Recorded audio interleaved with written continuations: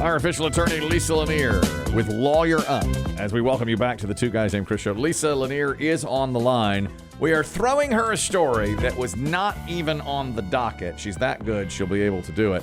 And we know some scant details about this from a cruise ship. Hello, Lisa. How are you? I'm fantastic. I hope you guys are. Doing really well. Thank you very much. Here's the story. We just saw it this morning. A California woman has sued Carnival Cruise Lines and won $300,000 because they served her 14 shots of tequila over an 8-hour span, to which Biggie said, doesn't seem like a lot. No big deal. I don't see any issue with that. Now, she fell down the stairs, and I guess she hurt herself. Fine. And then she said, is there video of this? And they said, nope, everything's fine. We have no video. And she wound up winning. Our speculation is it's because they denied her the video. And Biggie further speculates that they were over top of her making fun of her after she was on the stairs. Okay. Lisa, why did she win? What do you think here? Yeah, so, her attorney says she had 15 tequila shots. The cruise line said they counted 14. It's splitting hairs here, right? 14, 15. She's a tiny little woman, and it was over an 8-hour span, but I think it was toward the end. It got more concentrated toward the evening, the frequency. And they track, on your little drink card, they track how many drinks you've had. And so it's a case of, it's like what we call here in on the land a Dram shop case, but those apply on cruises as well, which is that the bar has a duty to refrain from over-serving people who have become visibly intoxicated. If they're stumbling, slurring their words, the law assumes that they've lost kind of the ability to reason through, buying more drinks or not, and that the bar should cut them off because they become an obvious danger to themselves or others. But in this jurisdiction where this occurred, it's comparative fault. So, like, if it had happened in North Carolina, she wouldn't have been able to recover anything because of her own role, her own negligence in doing the drinking.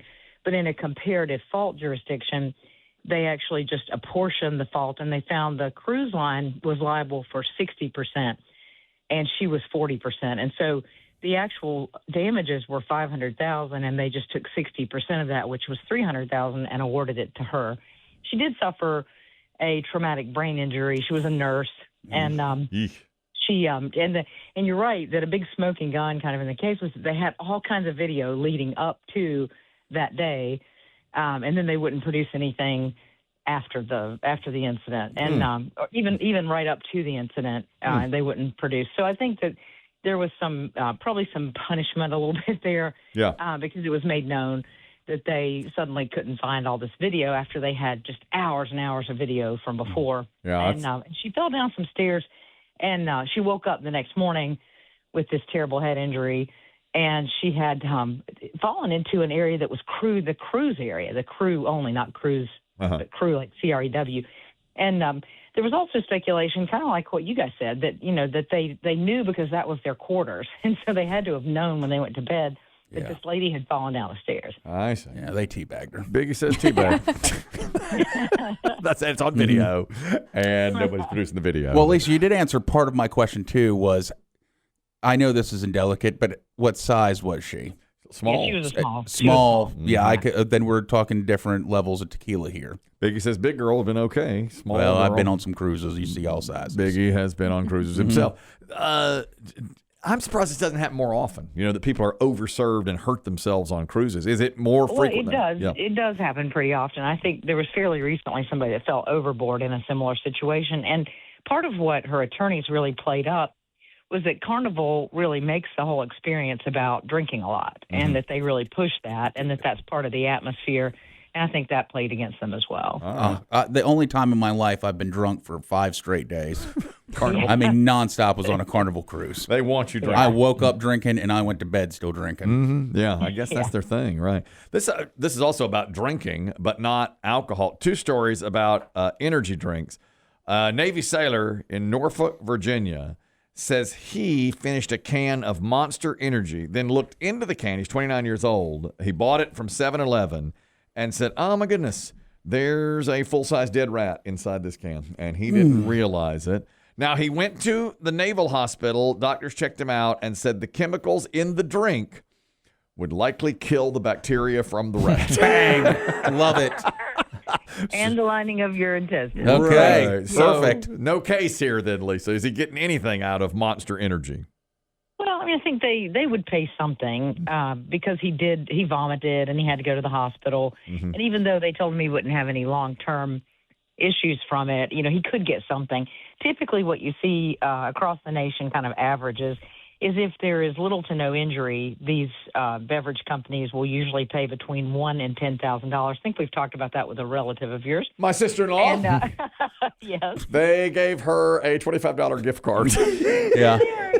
They were playing with her, yeah. I'd like $10,000. I would like $10,000. Here's a coupon. Yep. If they have a mild illness from it, usually the averages are between 10 and 50 and then above 50 if it's a more serious injury. Interesting thing about Monster Energy, this is the third rat in the drink that I have been able to find. There was one in, and it's funny because they always say it's impossible that rat, Yeah. But in 7 years ago, there was one in Oregon. Monster Energy says impossible. Mm-hmm. There's currently a lawsuit going on about a woman that had one in her drink in Michigan, and now this one. So I don't know. My God, Monster Energy. Pattern. What's going on with that? Yeah, it's a pattern. Well, by the way, another update to my sister-in-law story. She drank a Coca-Cola while driving with her child in the car, and stink bugs poured all into her mouth. So she had to get out of the car and vomit.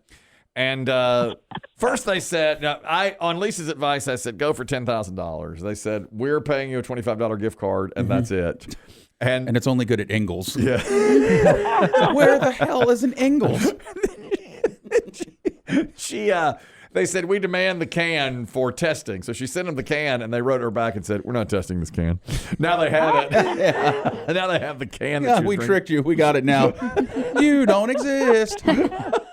Exactly. Take your $25 and be happy. Now, this is more serious, and not the first time we've heard it. There is a family in Texas suing the folks that make Alani Nu energy drinks because a high school cheerleader, Larissa Rodriguez, died a few months ago, about 6 months ago, from an enlarged heart caused by stress and excessive caffeine, according to the medical examiner. And she had an Alani Nu energy drink, and they're saying you don't warn us enough that these energy drinks are so bad for you, and they're seeking over $1 million in damages. How does it work here, Lisa? Is the family going to win? Yeah, it's going to depend on if they can show causation and a defect in the product. This happened in Texas. She's a cute little girl, high school, 17-year-old. She was a cheerleader. She was a student body president, and she loved these energy drinks so much that I was able to find about a half a dozen pictures of her holding one. She was like a little spokesmodel for one. She loved these things. And she was a very busy kid, so I'm guessing maybe like she relied on the energy drinks, for all of her many successes that she was achieving. But she's got a show, and this is owned by Celsius, by the way, which I believe you are familiar with. But I'm a fan. I'm a fan of Celsius. Yes, I am. Yes.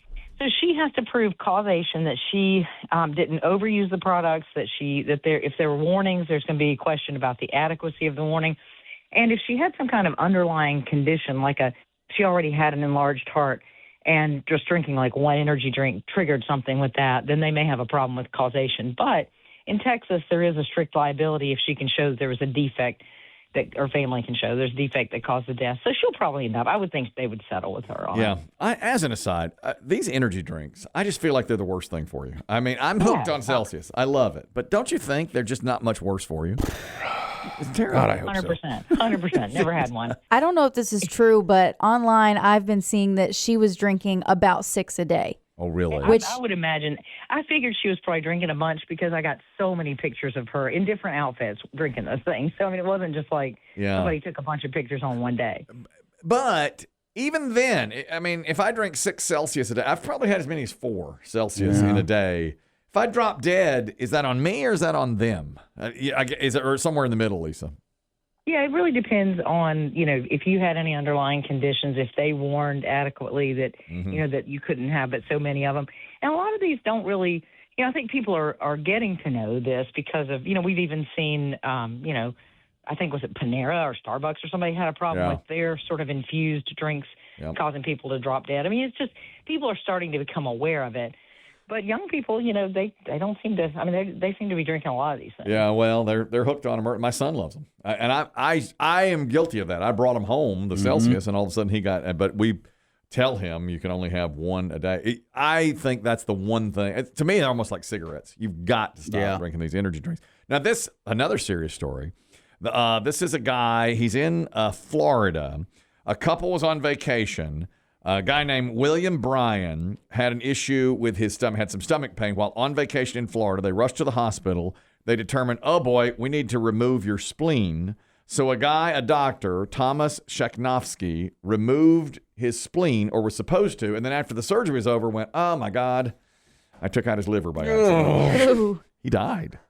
Yeah. I got to think they're going to get as much money as they want out of this, Lisa. But now later, the doctor said, in fairness, that spleen looked just like a liver. I got to tell you. It was beat up. That liver looked just like a spleen. What do you think? This hospital needs to get out the big checkbook, the big wallet, the big purse. It's time to pay up this family. So not only so the spleen is on the opposite side of your body from the liver. I put a little drawing on my Lanier social media just to drive home the point of how glaring this error was. Spleen over here, liver over on the opposite side. Yeah. And this is not the first time this guy has done this. The year prior, he removed someone's pancreas when he was supposed to be removing their adrenal gland. Bro. And the hospital kept him on. So it was so egregious that they have arrested this guy. He tried to cover it up. He tried to write in the medical record that this man's body, that his liver had migrated over to the part of his body where his spleen should have been. Oh my God. Which wasn't true. He made that up. Oh my God. So he was arrested. He's been charged with manslaughter, and he faces up to 15 years in prison. Well, that's good. I mean, he really is that bad. You see, I couldn't read the handwriting. It looked like spliver. So I had to guess. I flipped a coin. Yeah. Went with that. And the poor guy who died was only 70 years old. He was on vacation with his wife. He was on vacation, yeah. And I mean, I was a little bit surprised at this quick decision to remove his spleen. That's usually there's all kinds of medications and stuff they try for some of these intestinal issues. And so it was kind of a surprising thing to me but your spleen you don't need. Your liver you do. So as soon as the guy cut into the liver, the dude just hemorrhaged to death right there on the table. Oh my God. I mean, you're right. I mean, even I've not had that much medical training. I knew you can live without a spleen. Yeah. You can't live without the liver. Jeez. Opposite side of the body. Whew, terrible. Big breaking news here, too. This is more entertainment news. A jury has found that Live Nation Ticketmaster operated as an illegal monopoly and has overcharged customers for years. I don't think that comes as a surprise to anybody who's ever bought a concert ticket. Are you surprised with the result of this? I know this was big news here, Lisa. What do you think? Yeah, I'm not really surprised, but I don't think it's nearly the end of it. I think Live Nation is going to appeal. They have more money than God because they've been overcharging people for years. Yeah, good point. And, so it's not going to be over anytime soon. And this lawsuit was not brought by consumers. It was brought by the government. It was the Department of Justice and 22 states. And the jury found that Ticketmaster has overcharged tickets for years, that they have an unfair monopoly, and that they use coercive tactics to force venues to use them and them only for ticket sales. And the part of the ruling is that they are supposed to bust up this monopoly, change their coercive practices, and, of course, stop with the overcharging for tickets.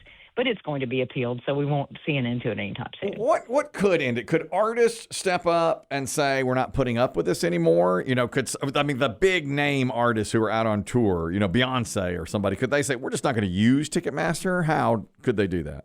They've tried, but apparently Ticketmaster and Live Nation, when they merged, and they had such a powerful contractual relationship with so many venues, and they really kind of forced all these venues to use them exclusively. And I don't think there's really much competition left, especially smaller venues don't have much choice. They don't have much negotiating power. Yeah. And Ticketmaster and Live Nation fire back and say, you guys have it all wrong. It's the venues that take all the money. We don't really make that much money. But I don't think that's I don't think that's the case either. We all hate Ticketmaster and Live Nation. Come on.